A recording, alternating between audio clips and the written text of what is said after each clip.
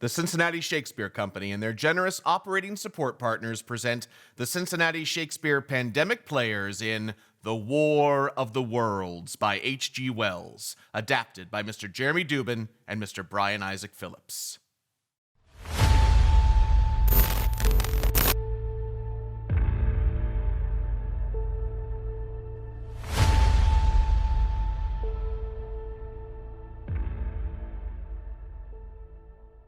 Good evening, happy Spooktober, and thanks for tuning in. I'm Bill Reinhardt. Fall of 2025 has been a mild one so far, but will that trend continue? Weekend weather for you later, as well as your national and local headlines. The latest report from Skywatch has us meteor-free heading into November. You can hear the full report at 10. But first, it's Friday night, and that means just one thing.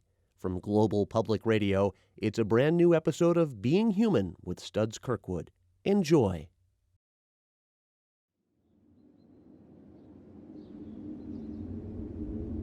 The silence was awful.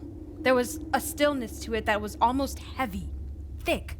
You forget how surrounded you are by sound all the time. And then it was gone. The helicopter ride away from D.C. was the scariest moment. Getting an aerial view of 2 months' worth of devastation and destruction. I had no idea how bad it had gotten. I mean, you never think that you're the bad guy, do you? I can look back now and know that what I did was awful and wrong, but at the time, you're just trying to do what you think is best. There's an expression, that basically says that when someone tells you or shows you who they really are, believe them. Man, is that the truth. You think that when we all have our lives on the line that we will lock arms and pull each other out of danger. But when the wolves are at the door, most people are going to leave you outside. Even worse, given half a chance, they'll throw you out to save themselves. Dateline, October 31st, 2025. 5 years ago today, they arrived. It was the single most significant, most extraordinary, perhaps most defining moment in human history. The moment we knew that we were not alone. That over the decades we had been watched from the stars by forces unseen with intentions unknown. A moment that forever changed our perception of the universe. And the 2 months that followed forever changed our perception of ourselves. From Global Public Radio, I'm Studs Kirkwood, and this is Being Human.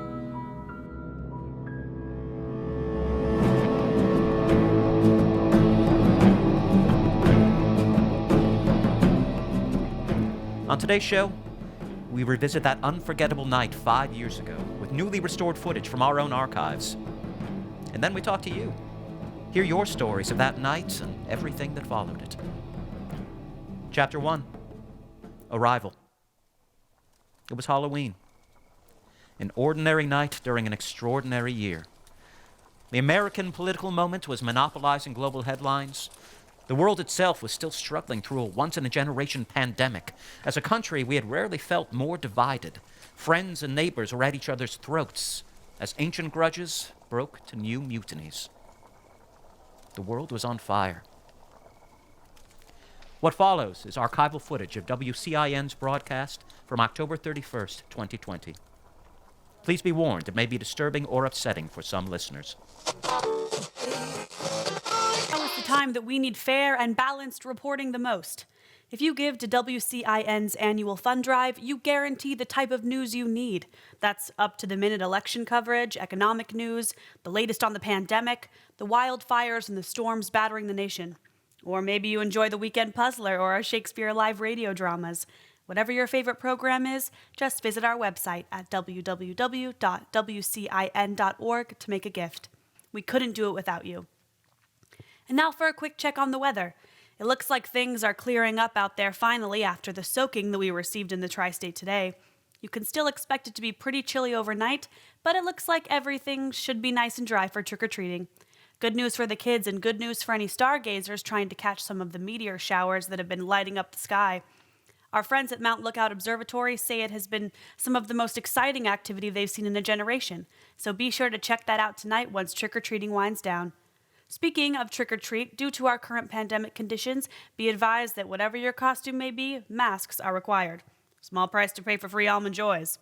All right, it is just after 7 o'clock, and that means it's time for a special spooky edition of Sin City Limits, featuring the latest guitar stylings of Carrie Bridgers, with some new music from his upcoming album, Season of the Witch.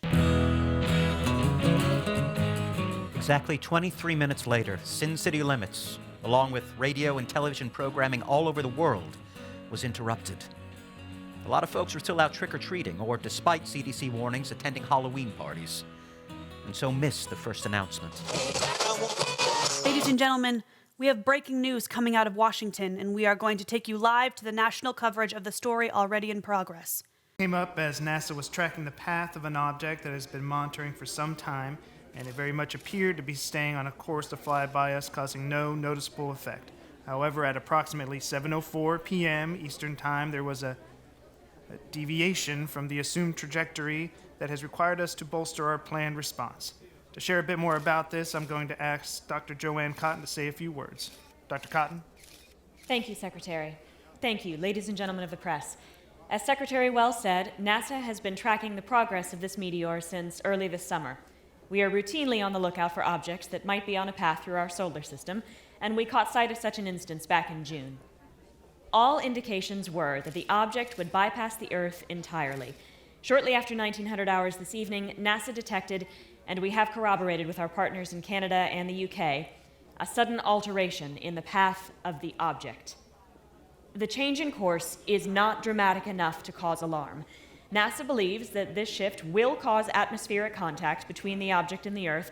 However, the contact will result in disintegration of the debris before any landfall occurs.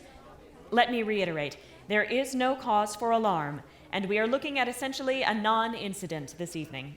We will continue to track the object and will be in constant communication with the White House until the situation is resolved. Thank you, Doctor. We'll take a few questions. Yeah, Jack? Dr. Cotton, any idea what may have caused the debris to change direction? Our satellites picked up a small burst of energy around the same time as the change in trajectory. The burst itself was insignificant in size, but we traced it back, and it does seem like it came from outside our atmosphere. Janice? Dr. Cotton, when you say outside our atmosphere, where exactly are you referring to? Our best guess at the moment is that the burst came from the approximate direction of Mars. It could be as simple as another asteroid collision or a probe satellite malfunction. Molly? Is there any thought about where the object might hit if it doesn't completely burn up? Allow me to reiterate. There is nothing about the size of the object that should cause any alarm. The debris is larger than most that we track on a regular basis, but we still fully anticipate complete disintegration upon entry into the Earth's atmosphere. Secretary Wells, has the president made a comment about any of this? Thank you. That's all for now. Secretary Wells. Secretary Wells. 42 more minutes passed, during which more and more people were checking their feeds, cutting short their trick-or-treating or other Halloween festivities, and finding their way to a TV or radio. Hundreds of thousands more were listening when the next announcement came. Once again, shortly following our last briefing, at approximately 7:24 p.m., we noticed a change in the physical makeup of the debris. It seems the object is actually covered with small fractures that are causing the body to break apart the closer it gets to our atmosphere.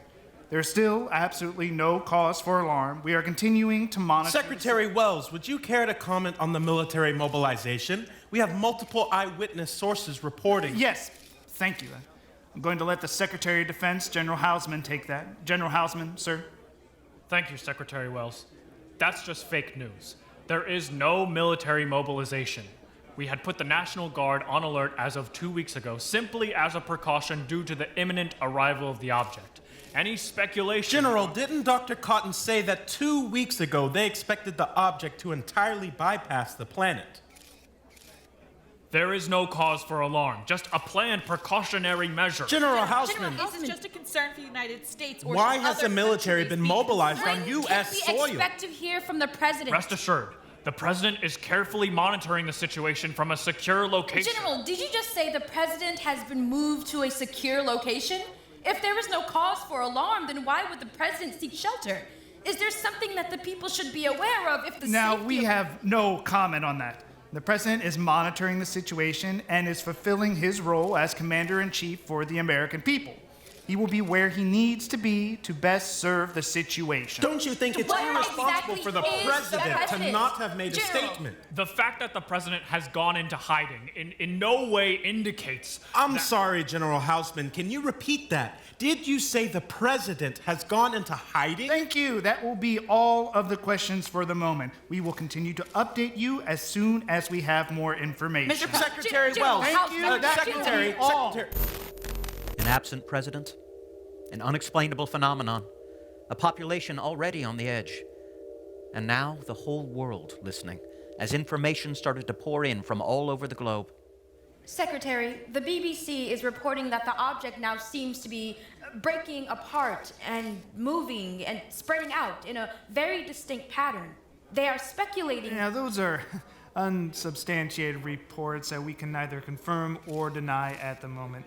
We do not feel comfortable with the sources. All due respect, Mr. Secretary, it's the British Broadcasting. Now, I don't have... Are there any steps that are being taken to confirm the developments or... We have scrambled F-15s in order to get a closer look at the situation. But it will be a few minutes before we have intel. I would caution you about reporting some of the exaggerations that we are currently hearing from certain media outlets. We are closely monitoring the... Apologies, ladies and gentlemen, but we are going to break in here so that we can connect you to our partners at the BBC with breaking news about this escalating situation. We are now joining their broadcast in progress. Does seem to be a very specific flight pattern that the objects are taking at this time. It seems that once the pieces commence the separation, if you will, it appears at that point that the smaller fragments started dispersing in a distinct pattern that could lead to eventual global coverage. Their trajectory indicates that they are moving towards large metropolitan areas or city centers at the moment. There is no specific word from the government at this time about the next step. Ladies and gentlemen, we are now cutting you back into the White House as General Houseman is continuing to update the escalating situation. What do you mean exactly when you say that you are experiencing radio silence? Our attempts to hail the pilots have been unsuccessful up to this point. We are continuing... Excuse me, General. Ladies and gentlemen, we have an update. At approximately 1900 hours this evening, it seems that the smaller rock fragments decelerated and stopped. General, Is the Secretary military Wells, being engaged? what does this mean? We were asked to seek shelter, told not to panic or be alarmed, but we had so few facts. Television footage was contradictory, rumors were running wild online, and the sky had gone simply eerie. And when we looked to our leaders for comfort, we found only chaos. Ladies and gentlemen, we are now going to hear from the Vice President of the United States. My fellow Americans, tonight seems to be a night that we have speculated, dreamed, and worried about for a very long time. Tonight, it seems, we have learned the answer to the question we have asked ourselves since the dawn of time. Are we alone in the universe? The answer to that question appears to be no. Shortly after 8 p.m. Eastern Time, we had a visit to the Earth's atmosphere from a vessel of some unknown origin. After a series of electromagnetic bursts from outside our atmosphere, the object separated into multiple, smaller shards. Upon separation, the individual shards set out on distinct flight patterns towards city centers and communication clusters around the globe. It appears that the objects have stopped moving at this time, and we are assessing the situation. We do feel confident saying that these shards are not organic in nature and seem to be acting with specific purpose and objective. Madam Vice President, are you saying that we are experiencing contact with an unidentified flying object? With an actual UFO? That would appear to be the case. Madam Vice President. Madam Vice President, Madam. now I want to assure the American people that we are on top of this situation. The best and the brightest are in... Madam Vice President, where is the president currently? The president is currently in a secure location, but rest assured that he is monitoring the situation closely and will So he's in hiding. The president is in a secure location in order to better serve. Yes, but he's in hiding. Madam Vice President, what is Madam, the military- I have no further comment at this time. Madam Vice President. Madam Vice President. Vice Thank President. you all, but we are out of time and need to let these people get back to the situation at hand. So if there are no more questions, gentlemen, please bear with us for a moment. Sir, Can you Mr. comment Secretary. on Mr. Secretary? Please. Folks, if you can start making your way toward the exit, we can. Madam Vice President, we need you to come with us right now. This room is no longer.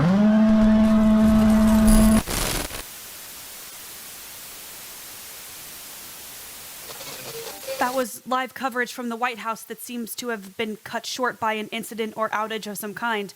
We are going to try to get you information as soon as we can, but it seems that there has been a major communications outage across the listening area. We're not sure how widespread this is, but as soon as we know more, we will share. We hope everyone out there is okay, and we will be providing you updates as we get more information. All of our national feeds are out, and it seems we have no cell coverage or Wi-Fi at this moment. It does also appear that our landline here at the station is working, so we are going to try to use that to make contact. If you have any idea what's happening out there, please feel free to call us at the station. Hello, you're on the air. Hello. Hello? Can you hear me? Is there anybody there? We're here, ma'am. You're on the air. How are you doing out there? There. Everywhere. Get out of there while you can, you idiot. If they can hear you broadcasting, they can find you. For God's sake, get out. Hello? Hello? Well, I guess we must have lost the connection. Yes, hello, you're on the air. Please go ahead. Yes, it looks like there's a pretty big fire coming from the direction of town, and... Can you hear me? Yes, I can hear you. Well, it looks like the sky is on fire. You can smell smoke from almost everywhere, so it's a bit hard to stand outside and see what's happening. It just keeps getting brighter. And we saw a ton of rats, actually, just running up the street across from downtown. I don't think I've ever seen that many rats in my life. Hey, my wife wants me to hang up. She thinks we should stay inside, so I'm gonna have to go. Stay safe, and thanks for being on the air. Man, I've never seen a sky like that. Yes, hello, next caller. You're on the air. Hello? Hello? Hello? We hope everyone out there is doing okay. We are trying to get in touch with some of our staff who had already left to check on family right before everything went down, but no luck so far. Please, if you work for the station, please try to find a landline and call in to let us know that you're okay, and let us know what you see out there. Hello? You're on the air. Hey, am I on? Yes, sir, you are currently on. We got through. All right. Hey, love the show, right? Long-time listener, first-time caller, you know? I really appreciate that, but I'd love Right. Well, hey, me and some buddies were hanging out and we saw some stuff go down. We can see them right now. It looks like this huge thing, or things, maybe? Moving across the West Side Viaduct towards our neighborhood. Can you tell what they are or what they look like? No, but they sound big as hell. We just see these big shadows moving because of all the fire and the brightness behind them. We got a group of us heading out with our rifles to see if we can get a clear shot at them. Anybody wants to join us, you're more than welcome. Sir, I'm not sure it's a good idea to head out with guns if we have the Army and National Guard in the area. Yeah, we're not too worried about that. I assume our boys in uniform aren't anywhere near that fire. Woo! Sir, I really think you should reconsider. Maybe wait it out until you know exactly what We we're have the right to defend our homes and ourselves, and that's exactly what... crap! Hey, guys! Guys, we're on your side. Hey! Why the hell are you shooting at us? We're Americans!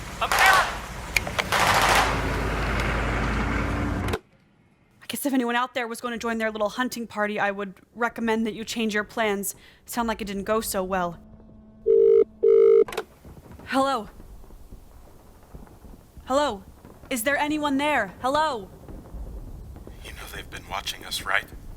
They've been waiting, and we just served ourselves up on a platter piping hot with all the fixings. Who am I speaking with? Hello? It doesn't really matter, does it? We're in the end game now, so I'm not sure getting to know each other is going to be very essential moving forward. Not very essential at all. Sir, Right here. For now. We knew this was coming, right? Deep down, we all knew the way things were piling up on us meant that there was something big coming, something final. You don't get tested with plagues and tyrants, fires and floods, asteroids and economic collapse all in the same time unless the good Lord is prepping us for the test to end all test. And here it is. Not the flood, but the fire this time. A fire from the sky. I can hear them outside your door there, radio buddy. They're outside mine, too. Close enough to smell their fire and hear their chatter. You should go before it's too late. I'm gonna dig myself a hole here in the ground. Way down deep I'm gonna go, and I'm gonna wait these bastards out. Wait until they get tired and lazy just like we did, and then I'm gonna attack. It will be a sight to see, I guarantee you, but I'm gonna live through this, you mark my words. I'm gonna be on the other side of this, and I'm gonna... Sir! The landlines seem to be dead now, too. I can hear some kind of commotion outside. I have no idea if we're even still broadcasting. If anyone can hear this, may God have mercy on all our souls.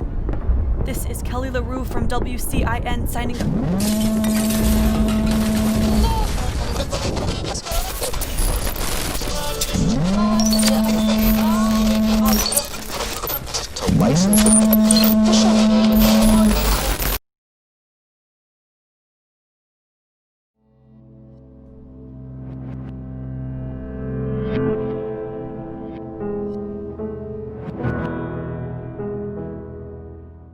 Chapter 2. Aftermath. It was the silence heard round the world. The beginning of what has come to be known as the Great Blackout. 2 months without communications, without electricity, without technology, without power of any kind. Fear, panic, rumors ran rampant as those giant ships loomed ominously in orbit. The Great Blackout will go down as one of the most violent, harrowing, and devastating chapters in human history. And yet, all these years later, and we still know very little about the why and the what behind those awful days.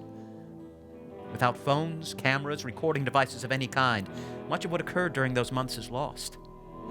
So tonight, we're bringing you interviews with people from all walks of life. We'll hear their stories, their perspectives, and their vastly different experiences during the Great Blackout. And we'll learn what the alien incursion taught them about being human. Let's get started.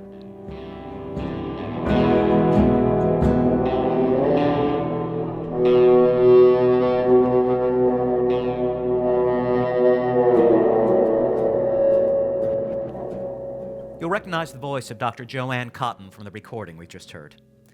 As a consultant for NASA, she spent months tracking the asteroid prior to its arrival and was among the first to call attention to its erratic behavior.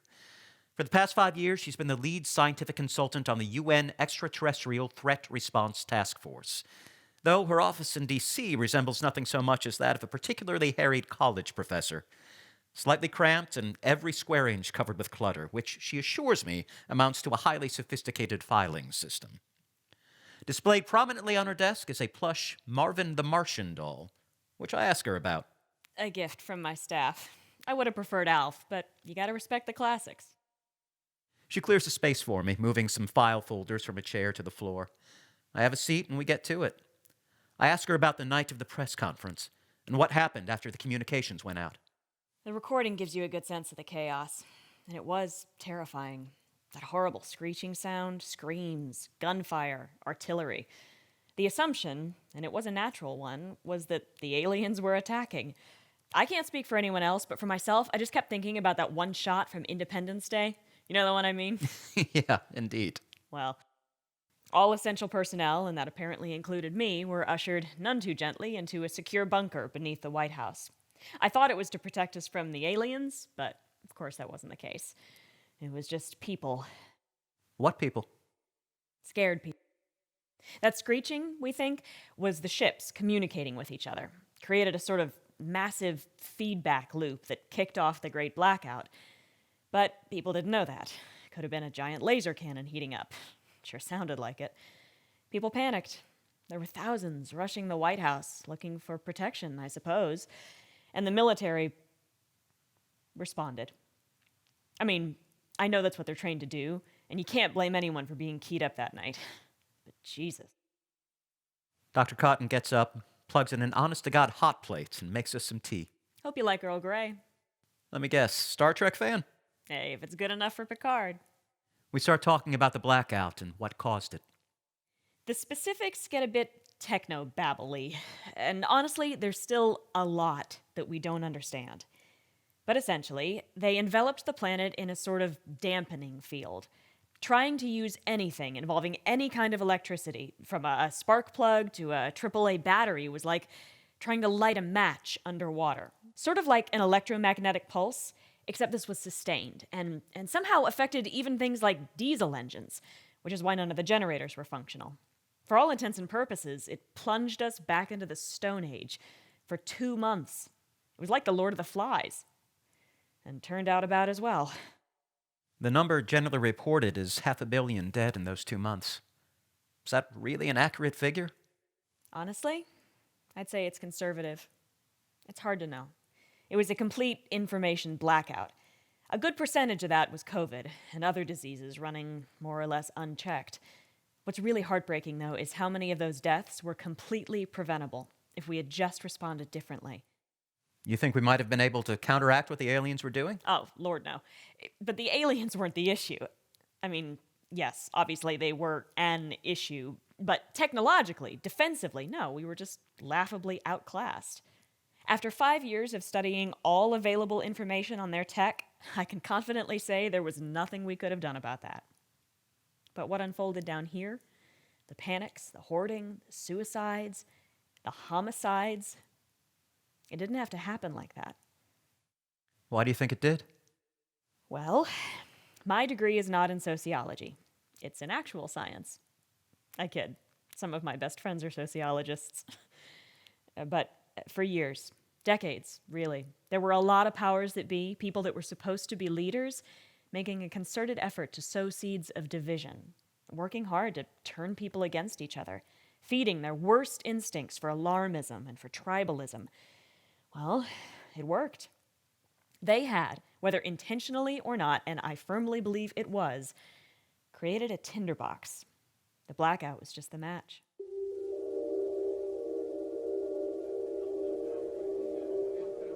I meet Agnes Van Buren at the shelter she's been working at almost since the night of the arrival.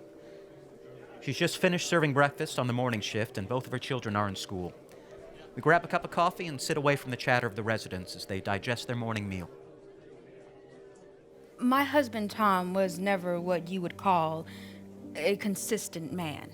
That's the truth.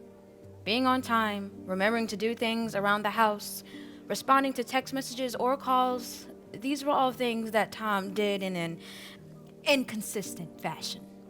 We had 2 kids, a 5-year-old and a toddler, and that changes a marriage in ways you can't imagine. It tests you. Well, Tom and I were having one of our tests on the night everything started. I remember I was more irritated than usual because not only was he late again, but I had had a long day already. It's amazing how much more work the holidays become when you have kids, but you feel so much pressure to get every little thing done and done right. I had to carve the pumpkins, buy the candy, finish the lawn decorations, make sure the baby's costume fit, plus all the usual non-Halloween stuff, and of course, he hadn't been there to help with any of it. So he wasn't home when the news broke? No, of course not. That bastard. I kept calling, but it would ring, and he just wouldn't answer. The news stations kept cutting in with all of the updates. Things were getting scary. We lived close to downtown, so you could really hear everyone starting to freak out as things got weirder. When the gunfire started, well, it was just terrifying not to know what was happening. Then it happened. Everything dark and silent. The kids started crying because of the TV being out. Then the dogs. And I don't just mean like 1 or 2, but I mean every dog in the city just seemed to start howling at the same time. Then there was that screeching, and the gunfire started back up. Closer this time. What did you do? I grabbed my gym bag off the floor and started stuffing food and milk into it. Grabbed some jackets, and off we went. I had one kid in my arm, and I dragged the other one along like I had some super strength or something. We went down to the car to see if it would work. It wouldn't. And then we were on the street, moving far away from the gunfire as possible. Were there a lot of people on the street? Not at first. You could see a handful doing what we were doing and starting to move up the hill. There were still people that had no idea what was going on. That was surreal.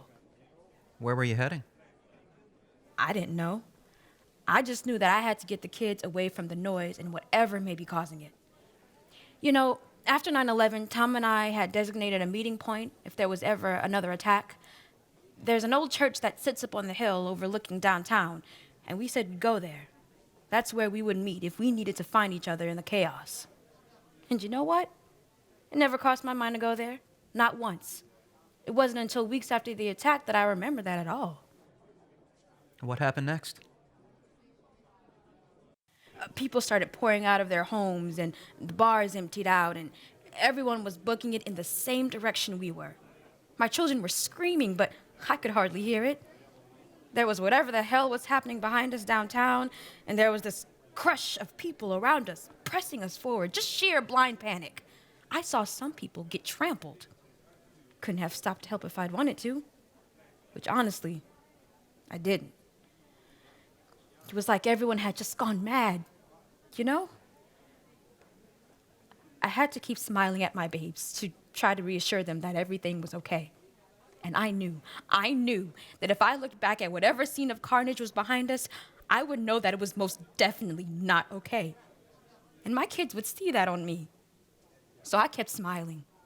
And I kept running. Your kids are very lucky to have a mom like you. Thank you. Mrs. Van Buren, I hope you don't mind me asking, but did you ever find out what had happened to your husband?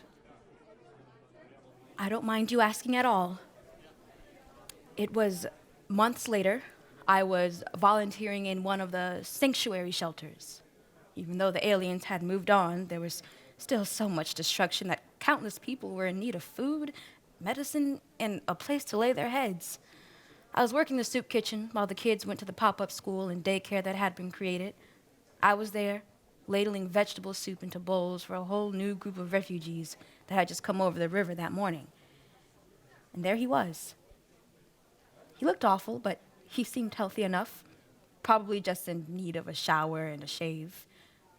We made eye contact, and in that moment, we both knew in our heart of hearts that neither of us had tried to find each other, that we had saved what was most important to us and moved on in the blink of an eye. I thought he might ask about the kids or maybe attempt to show at relief or joy, but nothing. We looked at each other, we nodded.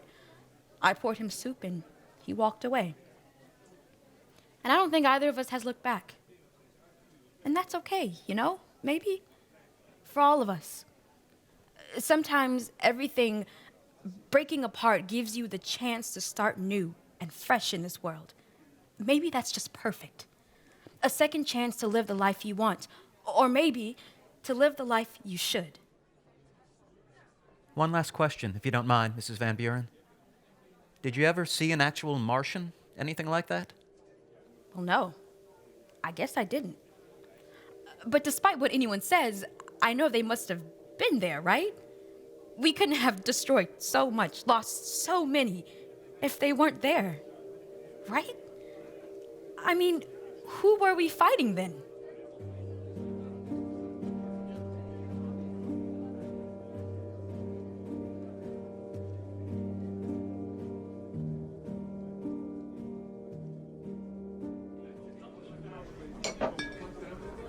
I meet Daniel at a bar in Dayton, which he assures me has the third best beer selection in the city. I ask him about 1 and 2. Great selection of beer. Terrible selection of people. He orders us a pitcher of a local IPA, aptly enough called Truth. And we start talking about the night of the blackout. TV dead, computer dead, phones dead. Phones. God, that was terrifying. I remember actually trying to plug my phone in to charge it. My wife gently pointed out the monumental stupidity of that endeavor. Have I mentioned that she's smarter than me? But it just seemed inconceivable to me to not be able to get information, you know? Thought about checking in with the neighbors, but then Liz suggested that might not be the best idea. Why? We'd only been in the neighborhood a year. Only black family. The homeowners association had very politely asked us to remove the Black Lives Matter sign from our lawn, assuring us it had nothing to do with race, just lawn aesthetics. I may have responded less than entirely tactfully, so relations were strained. So we hung tight, at least till those maniacs showed up. Marauders? Got it in one. I mean, looting, I get. Scared people or hungry people trying to look out for themselves. Even angry people with a point to make. This was not that. There was no point. This was want destruction. This was a bunch of tweaked out incel Joker fanboys living out their depraved Clockwork Orange fantasies. I mean, even the name, Marauders? Come on, guys. Surprised they weren't clinking bottles together and chanting, "Come out and play." You know, now that I think about it, one of them might have been. Anyway, they were just rolling through the neighborhood, playing smash and grab, breaking into houses, taking food, anything else they wanted. I told Liz to hide in the crawl space while I went out in a manly fashion to defend our homestead. She told me not to be a jackass, as I mentioned, much smarter than me. But this time I was sticking to my guns, or would have been if we had any guns in the house. Never been our thing, so instead, I stuck to my golf club. I know it was stupid, but I don't know. End of the world mentality, I guess. What happened? Mother Flipper shot me in the knee, took our Oreos and 2 cases of wine, then set the house on fire and left. My God. Yeah, well, joke was on them. The wine was Merlot. So what happened? Liz helped me out of the house, which is when we saw pretty much the whole neighborhood was on fire. Ran into some neighbors. It was pretty tense there for a minute. Then Liz looked around and said, "Y'all got some weird block parties around here." Actually broke the tension pretty effectively. Had my first actual conversation with the neighbors. Someone had heard that there was some kind of emergency center over at the high school. Bandaged up my leg as best I could. One neighbor found me a wheelbarrow. I plopped in and we made our way to the school. And what was it like there? Crowded. Maybe 300 people. Hardly anyone wearing a mask. But at the time, that didn't really seem important. At the time. There was a medical station set up in one of the corners. They got the bullet out of my leg, bandaged me up, even gave me a crutch, which was a considerable improvement from the wheelbarrow. Gave me a couple of aspirin and sent me on my merry. Hobbled back to Liz, who had snagged us a couple of cots. She told me to look on the bright side. If I had gone to a hospital, that crutch and aspirin would have cost me $6,000. So how long were you there? About 4 weeks. Wasn't bad. At first. With all the uncertainty outside, it was actually comforting to be with people. Felt less scary.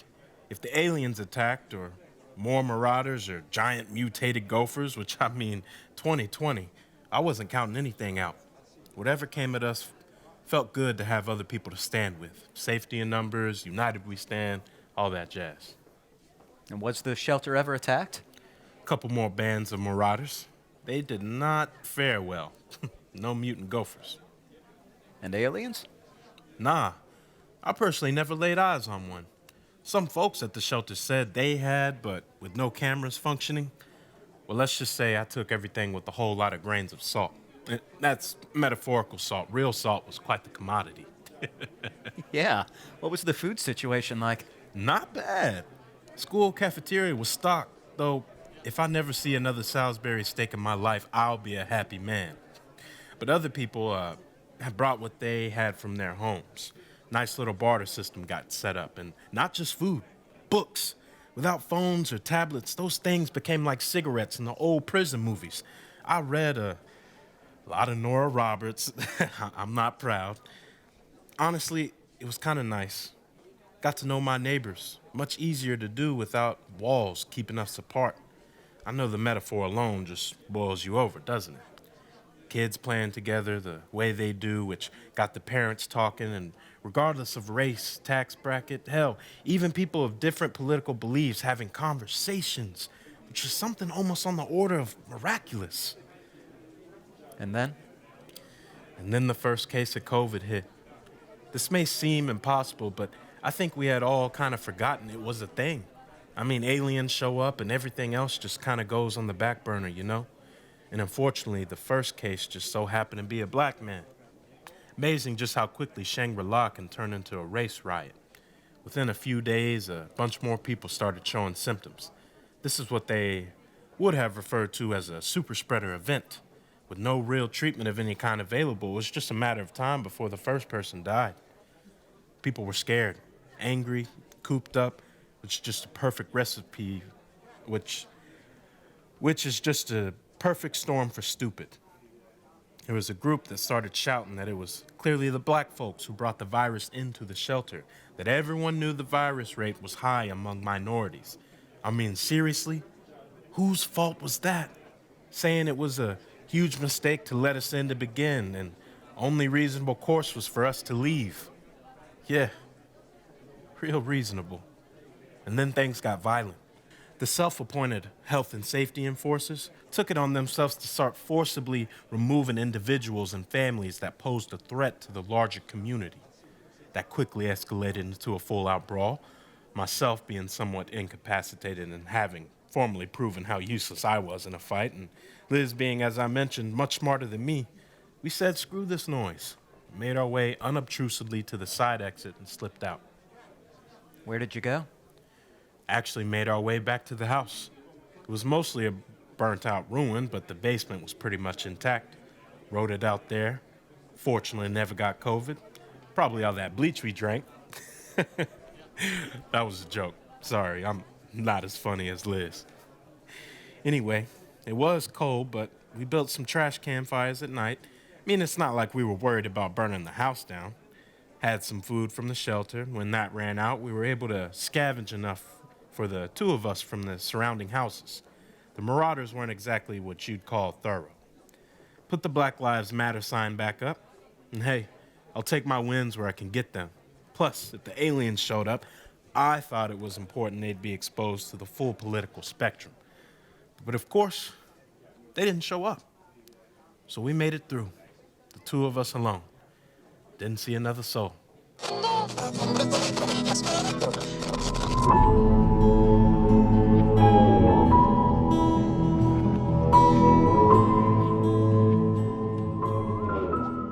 On a strip of median on I-65, there's a small makeshift campsite. It's there that I meet with John. He wears jeans, work boots, and a flannel shirt, all caked in a healthy layer of dirt. On either side of us, for as far as the eye can see, abandoned vehicles clog the highway. Thanks so much for talking to us, John. My pleasure. Oh, no, that's not true, but I am grateful for the opportunity. John belongs to a group called the Penitents, which arose in response to the National Amnesty Act. The NAA granted a blanket pardon for any crimes committed during the Great Blackout. It was a controversial decision, and it didn't sit well with many people, John included. Some were just trying to survive, and I get that. Others, well, some folks live their lives just waiting for an excuse to indulge their worser angels, as the man says. After it was all over, when the aliens up and went, it just wasn't practical to suss out who had done what, let alone dole out and then enforce any kind of punishment. So the whole world was not guilty by way of insanity. I understand the pragmatism of it. I'm sure a lot of folks were relieved, but for me, I was not relieved. The things I did not deserve pardon. I wanted to, well, atone, I guess is the best word. And turns out I was not alone in that. The Penitents started out as a sort of support group for people like me dealing with overwhelming guilt. Eventually turned into a kind of community service program. After all the bad we put into the world, we each develop our own projects to try to do some good. Can you tell us about the project that you're working on? Sure. When the blackout hit, you had hundreds of thousands of cars speeding along at over 80 miles an hour, all simultaneously experience engine failure. It was catastrophic. Death toll was, well, we still don't know. And it left thousands of miles of interstate completely clogged up with abandoned vehicles, pileups. The Highway Reclamation Project is working to remove those cars, coming through with big rolling compactors to clear them all, crush them into cubes, including whatever's inside. So before they get here, I'm going through and looking for bodies. Why? Give them a proper burial, a decent goodbye. It's pretty much just bones at this point, but still. They deserve better than being crushed into a cube. If they have ID on them, I give them a grave marker with their name, roadside. Maybe say a few words. There's no possible way you'll reach all the cars before the HRP comes to clear them. Nope. But I can't think about that way. Like we say in the program, you just have to take it one day at a time. If you've done a little bit of good that day, well, that's a good day. If you're comfortable, could you tell us about your experience during the Great Blackout? I can. But first, you need to understand who I was then, before they came. Things were bad. I was frustrated and desperate and pissed and looking for someone to hate about it. I fell in with what they called the alt-right crowd, which was full of people as angry as me. What were you angry about? Comes down to it, I was angry other people had things that I didn't. And here were these people saying, "You're right. That's not fair. You deserve more." And those are the people taking it from you. Which in hindsight was absurd, because the people they were pointing at didn't have jack squat either. Immigrants or people on welfare trying to get by. People who really were ticked off about the same things I was. Everyone just wanted their life to be better, you know? But having someone to hate felt good. And that wasn't just me. That was the whole damn country. Everyone was salivating, chomping at the bit, waiting for the next thing to be enraged about. Righteous anger is a hell of a drug. I asked John about the night of the arrival. When the news first broke, I headed to my bunker. Just a glorified shack in the woods with supplies, weapons, Wi-Fi, you know, for the coming revolution. Jesus.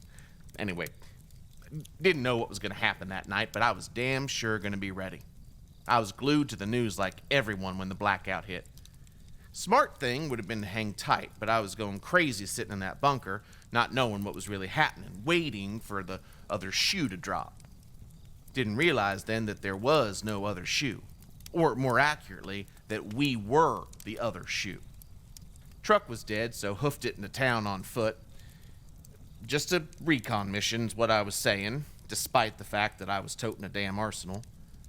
It was anarchy by the time I reached town. Fires, looting, tear gas. I was trying to figure out where the hell the damn aliens were when I got clipped in the back of the head with a rock someone had chucked. And then? And then I started shooting. And the dam broke. And I did not stop. Remember that righteous anger I was talking about? Well, as far as I was concerned, I was the scourge of God. And I was going to wipe clean the earth. Now, I sure as hell wasn't the only one. It was a full-on war zone. But turns out I was one of the best. Good for me. Kept waiting for someone to stop me, gun me down, go out in a blaze of glory. But the cops were just overwhelmed. A bunch of them had gone rogue. The military was MIA. And the aliens, of course, were never coming down at all.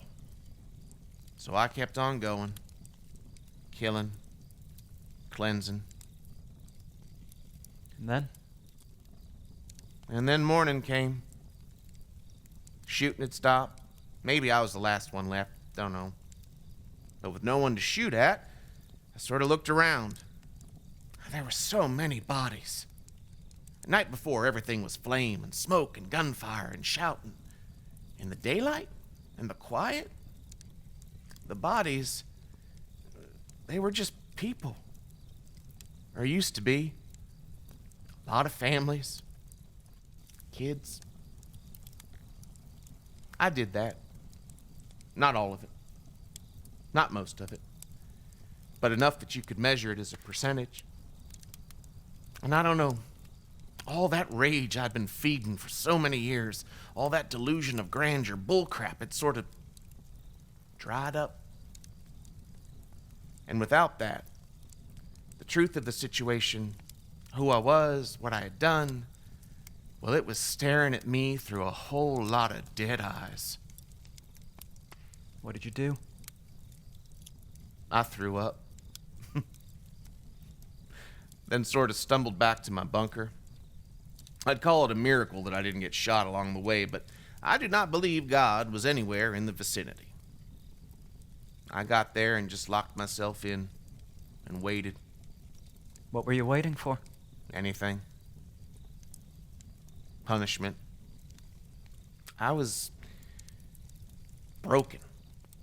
Waited weeks in that bunker, each day expecting, maybe hoping, someone to find me and put me down. Or the world to end. But it didn't. Then the ships left, and the lights came back on, and you know the rest. How much longer are you working today? Probably a few hours of daylight left. Then I'll make camp. And back to it tomorrow morning. And then? One day at a time, man. One day at a time. The Great Blackout. Weeks of uncertainty, terror, isolation, and anarchy. For weeks, the entire world was tensed, awaiting invasion. An invasion that never came. Because after 2 months, counter to all expectations, they simply left. The vessels disappeared, the power came back, and yet, metaphorically, we were still left in the dark. No invasion, no communication, no explanation. Despite some sporadic and, as it turns out, apocryphal claims, not a single alien being was ever sighted. In all likelihood, they never left their ships. 500 million dead, and not a single one at an alien's hands. Back in Dr. Cotton's office, we're on our second mug of Earl Grey. When I was a kid, we had a telescope in our backyard. I used to look through it and just be absolutely filled with a sense of wonder and hope, of endless possibility, and most of all, curiosity. It's why I went into the field I did, to find answers. It's so maddening that after all that happened, to still have virtually none. Why were they here? What was it all about? If it was an invasion, they seem to have forgotten to do the invading. Fact is, for all we can tell, the aliens never fired anything we would traditionally consider a weapon. No Death Star beams, or photon torpedoes, or molecular displacement devices. Just that dampening field, which, for all we know, could have been the equivalent of exhaust coming out of their engines. Entirely unintentional. Far as anyone can tell, there was no attempt at contact at all. The evidence suggests they never even came down to the surface. Why? Oh, it is possible they were just doing recon for a larger fleet. Yeah, it's possible. And we're doing what we can to develop viable strategies and defenses should that turn out to be the case. But honestly, it doesn't quite track. If it was recon, wouldn't they want to keep a low profile? Go to some effort to remain hidden? Why show up, wreak havoc, hang around for a couple of months, and then leave and give us time to formulate a defense strategy for their return? Of course, it's an alien intelligence, so who knows? Maybe they simply don't conceive of us as any possible threat to them. If you found an anthill, maybe squished a couple of them, and then drove to the store to buy a can of Raid to take care of the rest, would you be concerned about them mounting a viable defense strategy before you got back? Well, that's disconcerting. Is that what you believe? No, I don't. So what do you believe? Why were they here? What I posit here is merely my own opinion, what feels true to me. I think it was a test. I keep asking myself, why now?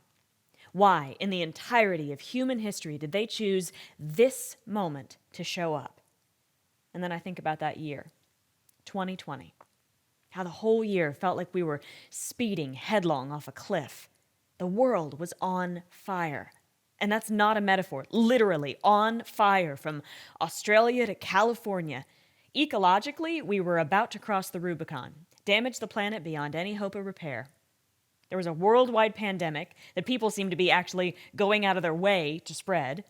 Mass shootings, hate groups. Felt like we were on the brink of war. Civil war, global war, fire and fury. And that's when the aliens show up. Shut off the power. Maybe it was their way of putting us in time out. Force a hard reset. Give us one last chance to pause and reconsider our options. Maybe even help us. So they give us a couple months to demonstrate if we're worth helping. They observed us. They made their judgment. And they left. So you don't think they gave us a passing grade? What do you have? Can I ask one last question? Of course. When you look to the skies, do you still feel that same sense of wonder and hope? Or have the skies become something darker? Of course, I still marvel at the heavens. There's so much hope and possibility about what might be out there. And for me, that far outweighs the dread of what evils may or may not be lurking. No, I worry about us more than I worry about them. I worry about us because I'm not sure we have what it takes to meet the next challenge, to change course. Not because we don't have the tools or talent or resources or passion, but because we can't seem to find the compassion. We can't seem to find a way to work together, even when our lives are on the line, especially when our lives are on the line. It's that worries me more than some kind of war of the worlds. It's whether we can triumph in the war against our own demons. And do you think we can? Yes, we can. We can overcome anything, whether it's inside of us or attacking from the outside. You need to wake up and start. Wake up and say, I will not live this way anymore. I will transform my life and the world around me into what I believe it needs to be. That choice is in all of us. It's hard to imagine us breaking the cycle of hate and fear. It feels so constant and so epic, you know? I guess if I was a betting man, I sure wouldn't like the odds. Well, I think the lesson learned is that we're capable of great darkness as a people. And we need to fight that and expose those shadows to the light so we can be better and do better. Otherwise, we're one more tragedy away from losing our souls altogether. Well, I guess the best answer I can give is...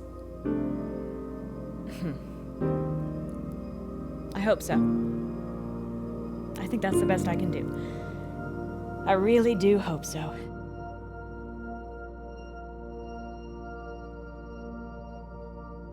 Whether we expect another invasion or not, it can't be argued that our view of the future of the human race has been irrevocably altered by the events of 5 years ago. We can no longer regard this planet as being fenced in and a secure, abiding place for humanity. We can never anticipate the unseen good or evil that may come upon us suddenly out of space. For many years yet, there will certainly be no relaxation of the eager scrutiny of the skies. And those fiery darts, the shooting stars, will bring with them as they fall an unavoidable apprehension to all humanity. But hopefully, they also still bring inspiration, a modicum of hope and of wonder, an irrational yet unwavering belief that a wish upon a star can change the world. Thank you for listening. We'll be back in the weeks to come with more voices, more stories, and more episodes of Being Human. Until then, take care of each other. This has been The War of the Worlds by Mr. Jeremy Dubin and Mr. Brian Isaac Phillips, based on the novel by H.G. Wells and presented by the Cincinnati Shakespeare Pandemic Players. Tonight's program would not be possible without the generous support of the Otto M. Buddig Family Foundation, the John Bridgeland, Crilly, Long, and Mason families, honoring James R. Bridgeland, Jr., the Ohio Arts Council, the Carol Ann and Ralph V. Hale, Jr. U.S. Bank Foundation, and the generosity of tens of thousands of contributors to the ArtsWave community campaign. Thank you for helping to keep the arts alive in this challenging time.